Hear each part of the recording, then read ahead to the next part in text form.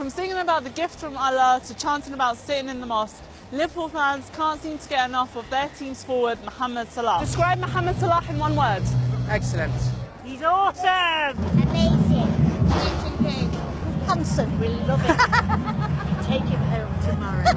Having sent Egypt to the World Cup finals after a 28-year absence, on the banks of the Nile he is nicknamed the Fourth Pyramid. And having scored 43 goals in 51 games, putting himself on par with the world's best, in Merseyside's Liverpool, Salah is known as the Egyptian King. The footballer's talents are universally admired, especially at a time when Islamophobia and anti-immigrant sentiment have been on the rise in Britain.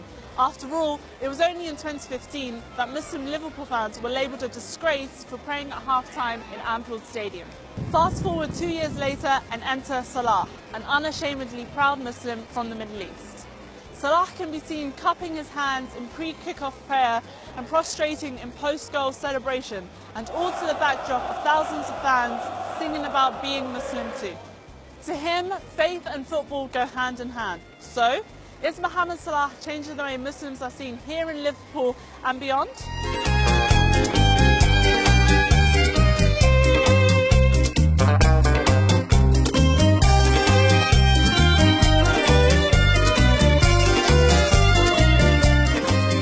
It's 2015, lawyers and Liverpool FC fans Abu Bakr Bula and Asif Bodi are at Anfield watching a game when they decide to go pray at the bottom of a stairwell. Unfortunately, there was another supporter who had a phone, and he took a picture and then put that on social media, on Twitter, labelling it as a disgrace. Both Liverpool Football Club and its fans were quick to condemn the tweet, with the club releasing a statement saying it would not tolerate any form of discrimination. And the coming years would tell a different story. And now we're seeing Liverpool fans mimicking prayer. Do you think Salah has changed and challenged perceptions of fans towards Muslims and Islam? I think to an extent he has, because a lot of the other supporters are more accepting of our praying and our behaviour. Sometimes we don't go and pray in the prayer room. We might just pray like we did last time, near the stairwell or something, and we don't seem to bat an eyelid. So I think having Mohammed Salah. In 2016, the new main stand at Anfield included a multi-faith prayer room for its fans as part of the redevelopment. Some people might have been a bit more reserved and a bit more sort of afraid to show their faith, and because of the effect Salah's had, now they feel more emboldened, as it were, to practice their faith. We're here at an event called Red Men TV, the first platform dedicated to giving football fans a voice, and in this case, it's the Liverpool supporters. We're about to meet the Red Men themselves, Paul and Chris.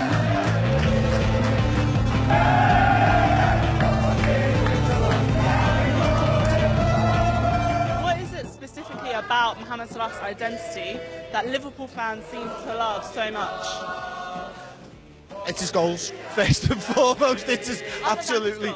Other than his goals, it's the fact that he's a nice guy. It's the fact that he stands for something that we haven't had at Liverpool for a long time. And he's proven people wrong each and every single day. And he's changing how people think of Muslims in the UK and probably on a wider audience as well. And there's an acceptance to Liverpool anyway, because we're a port city. So we've always had influences from all around the world. But the fact that Mohammed Salah has come over here, and the way that he's dealt with the media and the way that he's dealt with everything else, has it's been unbelievable to watch, and it's a real pleasure to see him changing perceptions. Well, listen, we live in Brexit Britain. We live in a country now that has chosen isolationism. It's chosen to cut itself off from Europe, from the rest of the world in some regard. And there's a fear of xenophobia that comes with that. And I think the best thing about this is it shows that Mohammed Salah transcends all of that. Particularly, and his faith. It's not that his faith is important. It's that his faith isn't important. And and people can we live in a world where there's mainstream media, there's mainstream newspapers that promote anti-Muslim sentiments, and then you come over to this, and Liverpool fans and the city of Liverpool gets tarred by those same institutions. They don't like us, and you know what? We don't care, because we are an open city. We're a multicultural city. We're a caring city, and we bring people in, and we love them regardless of race, creed, or religion. And also, it helps when the fact that Mohammed Salah is incredible at football as well.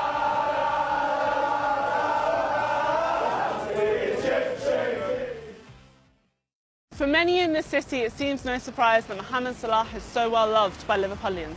Wherever he goes, attention follows. And Albert, the owner of this fish and chip shop, discovered just that when he found himself in the centre of attention after Mohammed Salah was filmed inside for an advert. When he come in, he was just a normal guy. Yeah. You know, even though, like I say, he's got like football status and he's the best footballer this season, for my opinion, in Europe. He's been doing brilliance.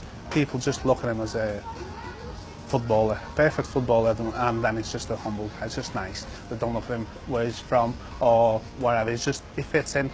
The hype for Mohammed Salah is perhaps best showcased by the shop behind me. And the owner, Stephen, who can't keep up with the demand for Salah merchandise, has seen firsthand how big the love for the footballer is.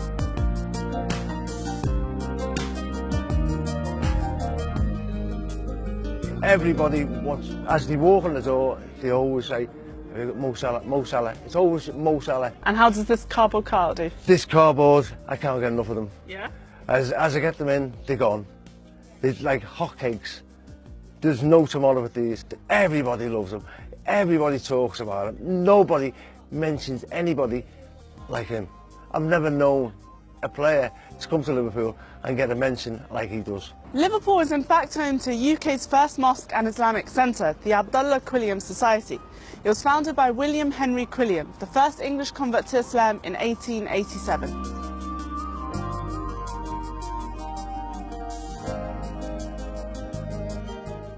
Do you think that Mohammed Salah has changed or challenged any of the perceptions towards Muslims? Normally all you'll hear through the media is the bad things about Islam. Well, Mohammed Salah just projects a whole different thing on it. He's on the other side.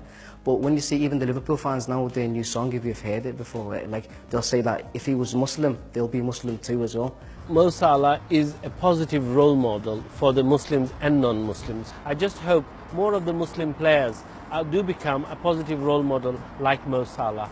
We need them in this day and age to be able to break the barriers about people have negative perceptions about Islam and the Muslim community here in the United Kingdom and elsewhere in the world. I've got a business myself. Yeah. All they do is day and night they talk about Mo Salah. Yeah. They just come in, Mo Salah's great. You know, we love you Muslims. I'm thinking, what's happening to the world? If you're wondering where the heart of Liverpool Football Club is, think no further than the legendary Anfield Stadium.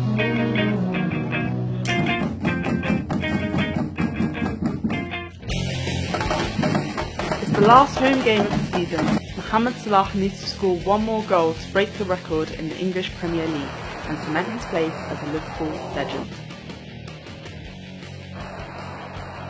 And it only takes 26 minutes. So Mohammed Salah has just scored and everyone's going crazy.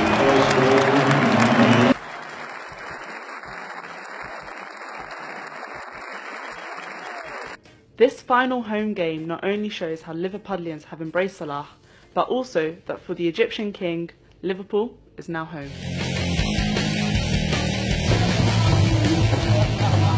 Describe Mohammed Salah in one word. We never got it. How would you describe Mohammed Salah in one word? Mohammed Salah is the marathoner of today. He is God's gift.